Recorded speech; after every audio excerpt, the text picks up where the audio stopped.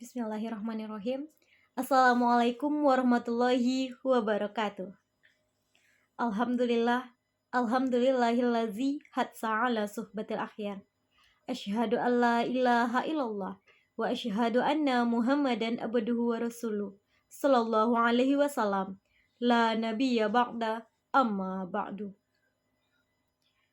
Puji dan syukur marilah kita ucapkan kehadiran Allah Subhanahu wa taala yang telah melimpahkan rahmat, nikmat, serta karunia-Nya kepada kita semua, sehingga kita dapat melakukan perkuliahan daring sampai saat sekarang ini. Salawat dan salam tidak bosan-bosannya kita hadiahkan kepada Nabi Muhammad Sallallahu Alaihi Wasallam yang telah membawa kita umatnya dari alam kebodohan hingga alam yang berilmu pengetahuan seperti adanya saat sekarang ini. Yang terhormat, dosen pengampu mata kuliah retorika, Dr. Randos Ermawati Arif MPD. Selanjutnya, yang terhormat, mahasiswa-mahasiswi Universitas Negeri Padang yang masih melakukan perkuliahan daring sampai sekarang saat ini. Selanjutnya, yang terhormat kepada penonton setia channel YouTube saya. Baiklah, untuk mempersingkat waktu, izinkanlah saya, Willia Yel Emiza, dengan NIM 20016123, akan menyampaikan sebuah pidato yang berjudul Efektivitas Kuliah Daring di Masa Pandemi. Coronavirus 2019 atau biasa kita singkat dengan COVID-19 adalah penyakit menular yang terjadi beberapa tahun terakhir. Pandemi COVID-19 yang tengah melanda dunia juga berdampak pada dunia pendidikan di Indonesia. Adanya pandemi membuat proses pembelajaran secara tatap muka menjadi terhambat. Pemerintah lantas mengambil langkah sebagai solusi atas masalah ini dengan menerapkan berbagai cara, salah satunya dengan pembelajaran secara daring. Bagi mahasiswa tahun masuk 2020 di dunia perkuliahan akan mendapatkan akibat dari perkuliahan daring ini karena sejak awal sudah bermalas-malasan. Akibatnya, mahasiswa tahun masuk 2020 yang sekarang menginjak semester 5 sangat kurang paham akan materi yang sebenarnya merupakan dasar dari perkuliahan itu sendiri. Di masa COVID-19, kita dituntut untuk memutuskan mata penyebaran rantai COVID-19, yang mana kita harus berkuliah secara daring di rumah. Sistem pembelajaran ini dilakukan tatap muka, secara tidak tatap muka, atau secara langsung oleh guru dan siswa, tetapi dilakukan melalui sistem online yang menggunakan jaringan internet dengan bermodalkan sebuah handphone ataupun laptop. Dengan pembelajaran sistem online atau daring tidak semudah yang dibayangkan. Banyak tantangan yang mengikuti pembelajaran. Pertama, mahasiswa lebih susah memahami materi yang telah diberikan. Kedua, koneksi jaringan internet yang susah. Salah satu menjadi kendala yang merupakan tempat tinggal jauh dari kerumunan. Tidak mungkin jaringan internet tersebar luas untuk Indonesia. Masih ada daerah-daerah pelosok yang belum sampai jaringan internet ke sana. Apalagi mahasiswa tersebut tinggalnya di daerah pedesaan dan juga tidak semua orang bisa membeli paket internet. Karena dalam pembelajaran daring ini kita lebih banyak menggunakan fasilitas internet. Bahkan sering terjadi mahasiswa menuntut orang tuanya untuk membelikan sebuah handphone, sebuah paket internet, laptop untuk iming-iming perkuliahan.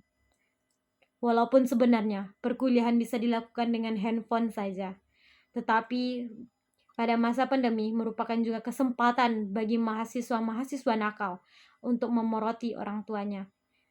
Orang tuanya telah bekerja banting tulang, tetapi mahasiswa sepertinya tidak memikirkan hal yang demikian. Sehingga tugas-tugas yang diberikan dosen dan penjelasan materi melalui video yang membuat mahasiswa harus belajar lebih keras karena dirasa pembelajaran daring kurang efektif membuat mahasiswa kurang begitu memahami materi yang disampaikan. Hal tersebut mengakibatkan mahasiswa malas dan tidak ingin membaca materi, sehingga apapun yang diberikan oleh dosen pada semester-semester awal tidak dipahami sama sekali. Dan ketika masuk ke kelas pada perkuliahan luring, tidak ada satupun yang bisa menjawab apa yang ditanyakan oleh dosen, padahal itu merupakan dasar-dasar dari perkuliahan. Salah satunya perkuliahan pendidikan bahasa Indonesia, sintaksis, fonem, tetapi mahasiswa tahun masuk 2020 banyak yang tidak tahu. Meskipun begitu, mahasiswa bisa mempelajari kembali materi yang telah disampaikan, bisa mencari informasi dari internet, dan bisa mengerjakan latihan soal. Kesalahan yang sering dilakukan oleh mahasiswa pada saat pembelajaran daring adalah adanya godaan untuk mengakses media sosial, menonton video, dan bermain game.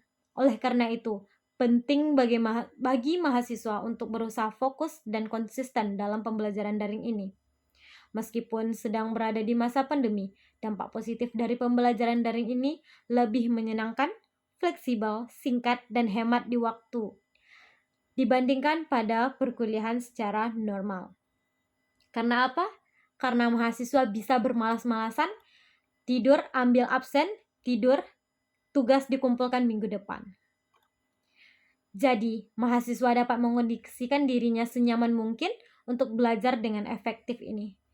Pembelajaran daring juga meluangkan banyak waktu untuk mahasiswa yang dapat digunakan untuk memahami kembali materi yang telah diberikan oleh guru, beristirahat, melakukan hobi, dan beraktivitas lainnya.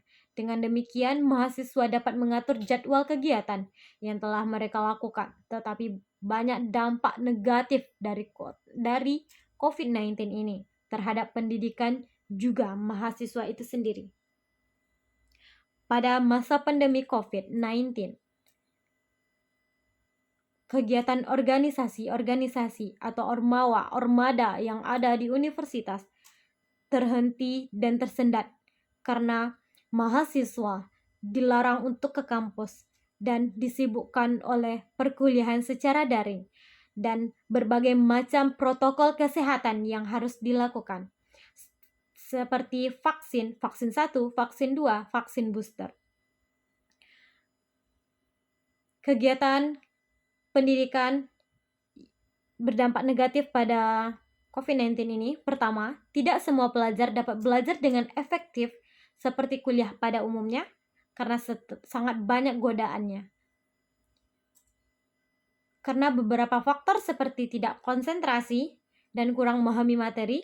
Kedua, banyak mahasiswa menyepelekan pendidikan pada masa pandemi. Ketiga, mahasiswa menjadi malas membaca buku dan selalu bergantung kepada internet di masa yang akan datang.